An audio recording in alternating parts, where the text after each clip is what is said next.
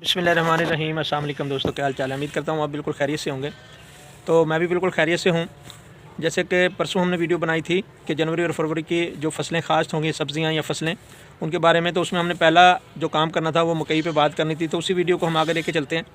तो जी, मकई जो है जनवरी के एंड में जो लगती है उसका प्रोडक्शन जो है वो ज़्यादा आता है, यानी कि 130, 40, 35 मन तक वो आ सकती है। तो उसके बारे में बात करूँगा। सबसे पहले बात को शुरू करते हैं सीड से, यानी कि बीज कौन सा इस्तेमाल करना है। तो बीज में दोस्तों मैं तो ज़ाती तौर पे पायनर की जो 14 है उसको यूज़ करता हूँ। कमाल का सीड है। अगर आप अच्छे तरीके से उसको उसको अगर अच्छे तरीके से आप उसको लगाएंगे तो इंशाल्लाह 120 या 30 मन उसकी एवरेज आएगी। और इस टाइम जो रेट है मकई का वो तकरीबन है 2500 से 3000 के दरमियान में आपको मिल सकता है रेट। वक्त के साथ ज़्यादा हो सकता है लेकिन कम का कोई चांस नहीं है। और जो मकई जनवरी के लास्ट वीक में लगती है उसकी प्रोडक्शन इंतहाई अच्छी होती है, 130, 20 इतनी एवरेज आ सकती है। तो सबसे पहले आपने बीज अच्छा सेलेक्ट करना है। बहरहाल इसमें अपने इलाके का भी हिसाब होता है। आप अपने इलाके में देख लें, जो रेगुलर यानी कि मक्की लगाते हैं उनसे आप पूछगीछ कर सकते हैं। लेकिन मैं रिकमेंड करूँगा पायनर का सीड 14 को। और उसके बाद ज़मीन की तैयारी है। अगर आलू की फसल हो तो वो ऑलरेडी ज़मीन बहुत अच्छी तैयार हुई होती है, उसमें नया करने का कुछ भी नहीं होता। उसमें आप नया कुछ भी नहीं करेंगे, सिंपल सा उसको रूटावेटर करके या ऑलरेडी उसमें देसी हल चला के अच्छे तरीके से उसमें बेड बनाएंगे। बेड में आपको बता दूं प्लांटर से ज़्यादा आजकल आ गए हैं जिससे आप सीड भी लगा सकते हैं और यानी कि बेड भी इजीली उससे बन जाते हैं। तो उसका फ़ायदा ये है कि आप जल्दी अपनी फसल को उसमें लगा सकते हैं। यहाँ पे आप औरतों पे लगाएं, बंदों पे लगाएं, तो उससे थोड़ा टाइम जो है वो लेट हो जाता है। तो ज़मीन की तैयारी में तो यही चीज़ें हैं। और दूसरा जो है इसमें आपने करना क्या है कि इसमें आप इस तरह करेंगे कि भाई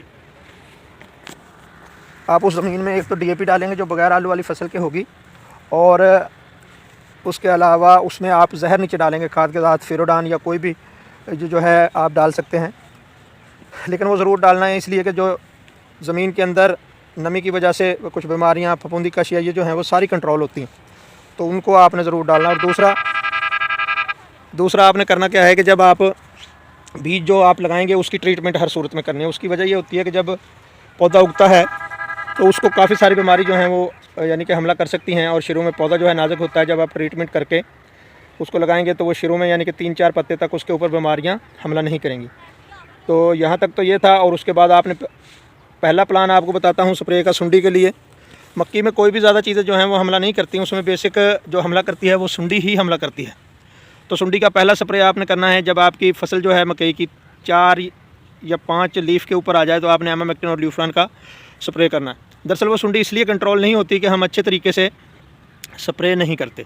स्प्रे हम लोकल करते हैं, एमामेक्टिन ल्यूफ्रान लोकल कंपनी की लेंगे तो वो फिर उसका इतना कंट्रोल नहीं होगा सुंडी पे। आप हमेशा अच्छी यानी कि किसी भी कंपनी की एमामेक्टिन और ल्यूफ्रान लें और उसका मिक्सर बनाएं और फिर उस पर करें। और आपने कट वाली जो नोज़ल होती है ना, जो इस तरह जड़ी बूटियों के लिए इस्तेमाल करते हैं, उसको यूज़ करना है। उसकी वजह यह है कि जो कतरे ऊपर से गिरेंगे वो सीधे कोंपल में जाके गिरेंगे, क्योंकि जो हशरात उसके अंदर बैठता है जिससे सुंडी पैदा होती है वो एक तो मर जाएगा, या फिर उसकी जो बदबू है उससे वो उसके यानी कि अंदर नहीं ठहर सकेगा मकई की कोंपल में। तो ये आपने स्प्रे करनी है। दूसरी स्प्रे आपने 7 या 5 दिन बाद करनी है एमामेक्टिन और ल्यूफ्रान की। तो उसके बाद आपने उसको पानी लगाना है यूरिया और जिंक डाल के। जब आप देखेंगे फसल के हिसाब से होता है, अगर बारिशें ना हो तो बारिश में भी आप दे सकते हैं, अदरवाइज़ आपको पानी देना पड़ेगा उसको। और फिर आपकी जब फसल हो जाए 1.5 फुट के ऊपर तो आपने उसमें जड़ी बूटियों की स्प्रे कर देनी है। लोग पहले भी करते हैं, आप 24 घंटे के अंदर डुआल गोल्ड भी कर सकते हैं। जब पहला पानी लगता है उससे पहले कर सकते हैं, बाद में पानी लगा सकते हैं। लेकिन मैं रिकमेंड करूँगा कि जब फसल आपकी 1.5 फुट पे हो जाए, जब आप यानी कि उसके ऊपर जड़ी बूटियों की स्प्रे करें। तो उसमें स्प्रे में काफ़ी सारी स्प्रे हैं, जिसमें गेंगवी है, गेंगवी के नाम से, लेकिन वो भी आप अच्छी कंपनी की ही यूज़ करें। उसका फ़ायदा यह है कि अच्छी कंपनी की जो है अच्छे तरीके से जड़ी बूटियों को ख़त्म करती है और उसके बाद फसल जो है आपकी ग्रोथ की तरफ जाती है। ऐसा ना हो कि आप यानी कि कोई अच्छे मकदार वाली या अच्छी कंपनी वाली स्प्रे ना करें तो उसकी वजह से जड़ी बूटियाँ रह जाएँ और आप दोबारा स्प्रे भी नहीं कर सकेंगे, फसल बड़ी हो जाती है।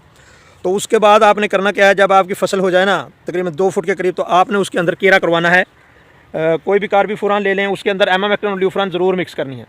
ये जो भी आपके जहर होते हैं उससे कंट्रोल नहीं होती सुंडी। उसकी वजह यह है कि हम कहते हैं कि भाई कोई जहर इसके कोंपलों में डाल दो, लेकिन जब तक आप उसके साथ एमामेक्टिन और ल्यूफ्रान का मिक्सर मिला के उसके अंदर नहीं डालेंगे तो कभी भी ऐसा नहीं होगा कि वो मर जाएं।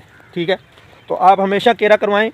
और केरा में आप यानी कि हाँ, मैं तो हमेशा ये 0 साइज़ जो बजरी होती है जो हमारे ये इस्तेमाल करते हैं घरों में प्लस्तर वाले, मैं वो यूज़ करता हूँ। उसमें एमामेक्टिन ल्यूफ्रान मिला लेता हूँ, उसमें थोड़ा सा डीजल भी डाल लेता हूँ और टानक भी थोड़ा सा डाल देते हैं। जैसे कोई भी टॉनिक लेके आप उसके बजरी के अंदर या जहर के अंदर मिक्स करके उसको कोंपलों के अंदर डाल सकते हैं। तो ये होगा, ये आप 2 दफ़ा करेंगे। एक स्प्रे आपकी जो है फसल यानी कि 6 फुट पे आ जाएगी, या मतलब कि 6 फुट पे आपकी दूसरी तकरीबन वो कोंपलों में डाली जाएगी। यानी कि आप कोंपलों में जो डलवाएंगे 2 दफ़ा स्प्रे होगी, 2 दफ़ा आप कोंपलों में जहर डलवाएंगे, आपकी फसल इंशाल्लाह ऊपर चली जाएगी। और इसके बाद आपने जो पानी लगाना है वो आप नाइट्रोफास और SOP डालें, उसको दोनों को फ्लड करें, तो आपकी फसल इंशाल्लाह। और जब मक्की की फसल ऊपर चली जाती है यानी कि निसार पे आ जाती है और उसका जो है पोलिनेशन का वक्त आता है, तो उस टाइम इसको देख लें, पानी की कमी ना आने दें। और दूसरा वो देख लें भाई ऐसा ना हो कि बारिशों का सीज़न स्टार्ट हो रहा हो और आप पानी लगा दें उसको। ये भी आपने ख्याल रखना है कि जब फसल जवान हो जाए बारिशों का ख़ास ख्याल रखें और आंधी वगैरह का उस हिसाब से आप पानी लगाएं। अगर पानी कम लगा होगा तो आपकी फसल जो है उसमें वो गिरेगी नहीं। बाकी अल्लाह पाक से दुआ करनी चाहिए 5 टाइम की नमाज़ पढ़ के, क्योंकि करती धरती ज़ात मेरे अल्लाह की ज़ात है। अल्लाह ने ही उसको यानी कि आपको अच्छे रिज़्क़ के लिए उसकी हिफाजत करनी है, हम तो सिर्फ कोशिश कर सकते हैं। तो फिर भी कोई चीज़ रह गई हो तो मैं माज़रत चाहता हूँ। बहरहाल मैंने फुल कोशिश की है कि जो मेरे पास था मैं आपको दूँ।